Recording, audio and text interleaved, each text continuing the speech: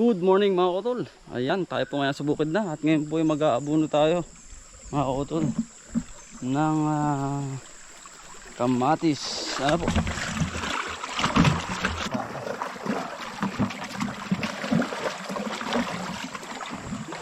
Paglalagyan ng abuno.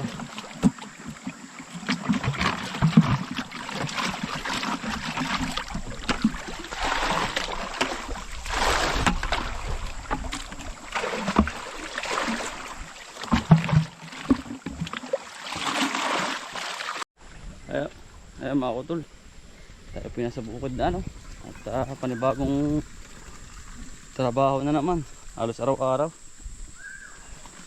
Ay mga kotol, ganito po. Ito po ay akin munang iiwanan ng bukid mga kotol at mag-relax muna bago ko iwanan mga kotol. Ito ay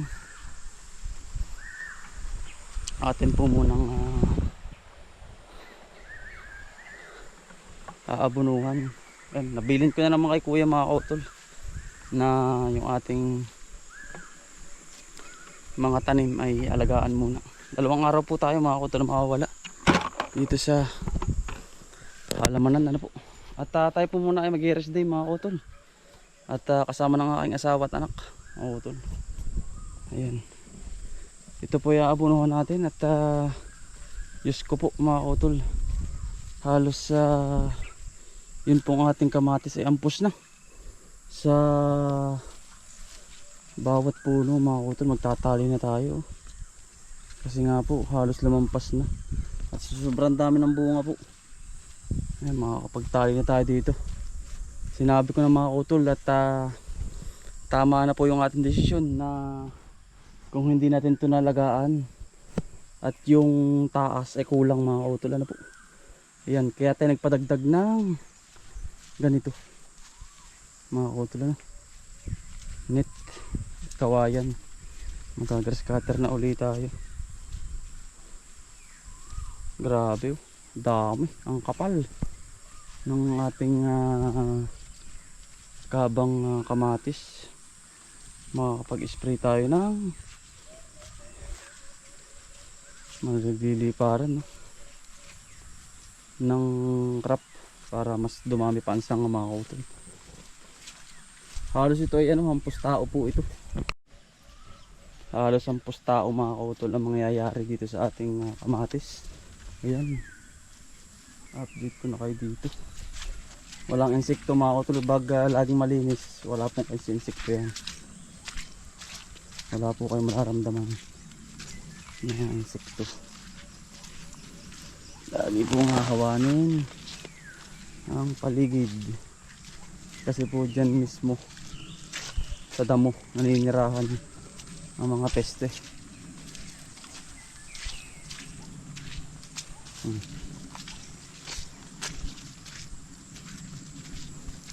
Ganda na po. Yan, bali ito muna ay sinabihan ko si Kuya Anthony kasi utagambal na alagaan po muna ito. Itong ating halaman, tingnan muna. 2 araw lang naman po mga kotol itong, at mag-rest day muna tayo. Kailangan po ng katawan at syempre ang pamilya mga kotol, bigyan natin ng oras po kasi lagi tayo nandito.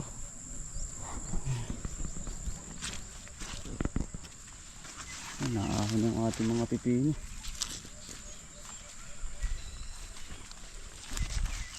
Bigyan po natin ng panahon sila kasi magbabakasyon na rin mga kotol.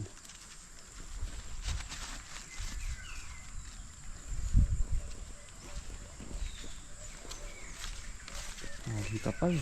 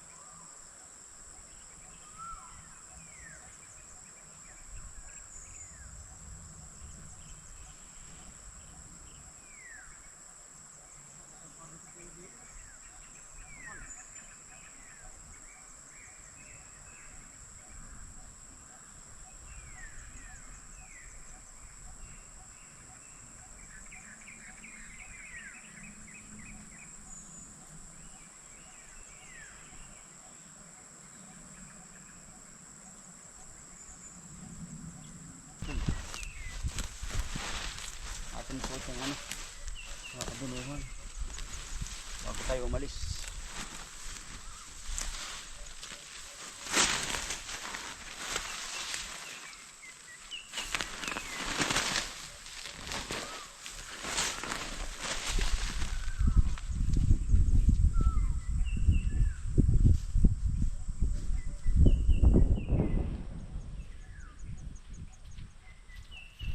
Yan mga utol, halos kaunting ano lang experience ko mga utol nung nakaraan taon na tayo tawanan ng kamatis. Ito ang ating kamatis, ano, malalaki na, marami na rin bunga sa loob. Ayan, ang diskarte po niyan halos kapag ikaw ay naka isang buwan na, isang buwan ka nang nagpapalaki. Dati drenching mga utol, ngayon po hindi na. Ang ginagawa po namin, ito po yung puno mga utol, ito sandangkal mula sa puno, doon kami magpapakain mga kautol ng pataba mga kautol, para kasi tayo po ay nakapokus ay sa ano na, sa ugat, hindi na po sa pagpapalaki kasi okay na po yung kanyang laki mga kautol. Yan, dito kami sa kabilang butas, diyan mo na sila papakainin mga kautol, kaya hinahawan po namin. Yan, ganyan lang. Yan, pakakainin mo na po yan kasi ugat na po yan eh, doon ka na po nakapokus sa bunga.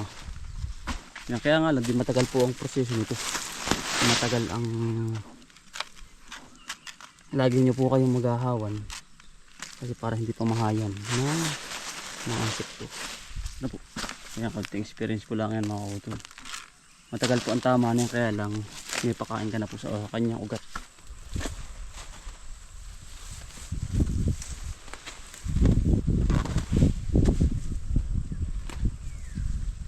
Kailangan po ng suporta ng kanilang bawat puno mga utol.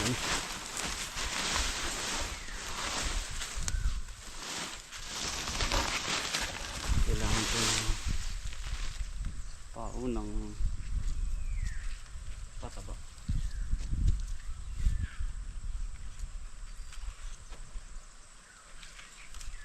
Huwag pong ikasasapol sa puno mga utol kasi patay po yan. Ayan mga utol, katapos lang po namin mag-abono. Ayan, bago tayo umalis mga utol papuntang Tagaytay ay tayo po ngayon ay magagrass cutter muna. Gusto ko bago ako umalis mga utol ay halos comfortable tayo, ano po mga utol. Ayan, okay na po ang lahat at ang ating kamatis paalis po kay mamayang madaling araw. Ayan, gusto ko'y maganda ang resulta, ano mga utol, kasi nga po tayo po ay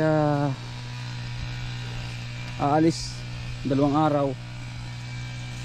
Gusto ko po ay ayos ang ating halaman, ano po.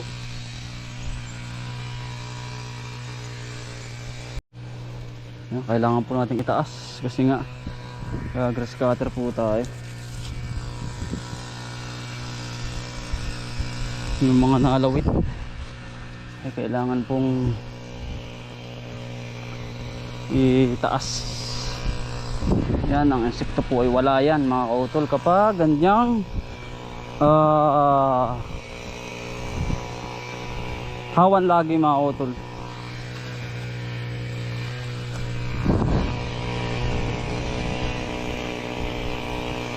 Kasi nga po ay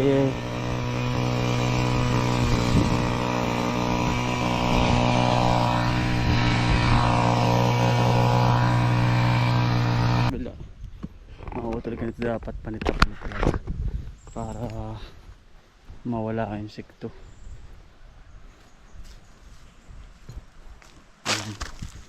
Ito naman po ay sa kabila.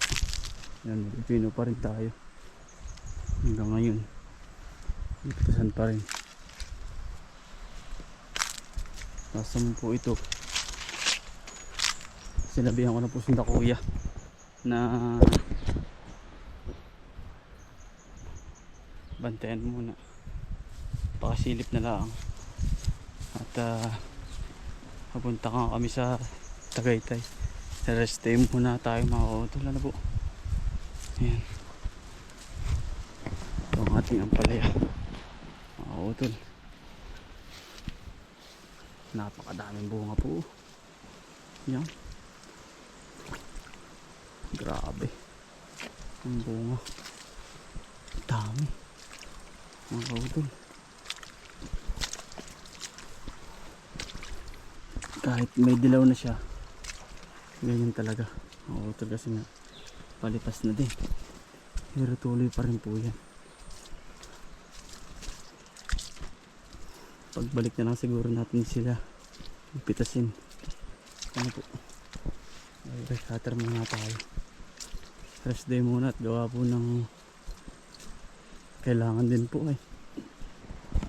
ng ating family bonding po.